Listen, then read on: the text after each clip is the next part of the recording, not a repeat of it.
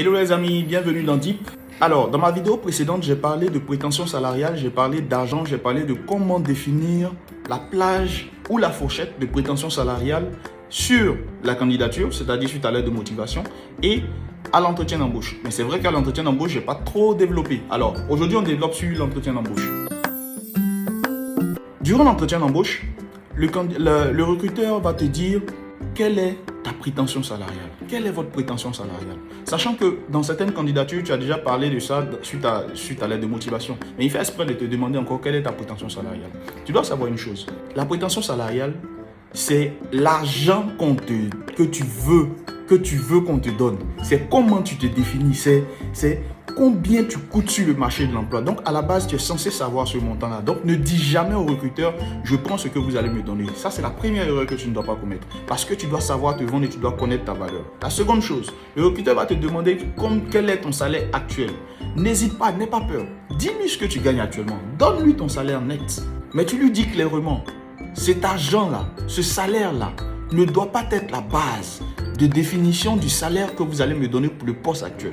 Sachant que dans l'entretien d'embauche, tu as déjà développé, tu as déjà démontré tes capacités, montré ce que tu es capable de faire. Ça, c'est la première des choses et c'est le primordial, le must.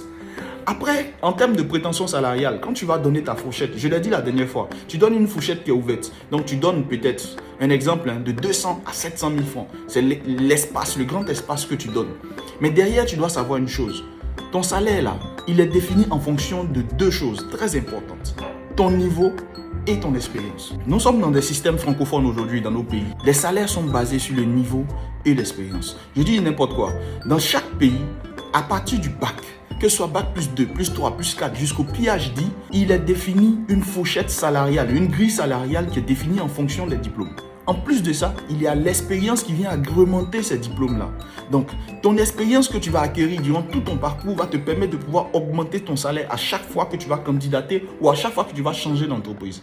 Donc, tu vas pouvoir ou tu dois parler de ton expérience durant l'entretien d'embauche au maximum avant de parler d'argent. Tu ne dois jamais être la première personne à demander ou à parler d'argent durant l'entretien d'embauche. C'est le recruteur qui doit parler d'argent. Et si à la fin de l'entretien d'embauche, le recruteur ne parle pas d'argent, il ne donne jamais une information sur le salaire qui te sera donné pour le poste, ne dis rien, va à la maison. Il va te rappeler, il va te parler de ça. On en parle la prochaine fois. C'était Paul Kwao. Bon après-midi à tous.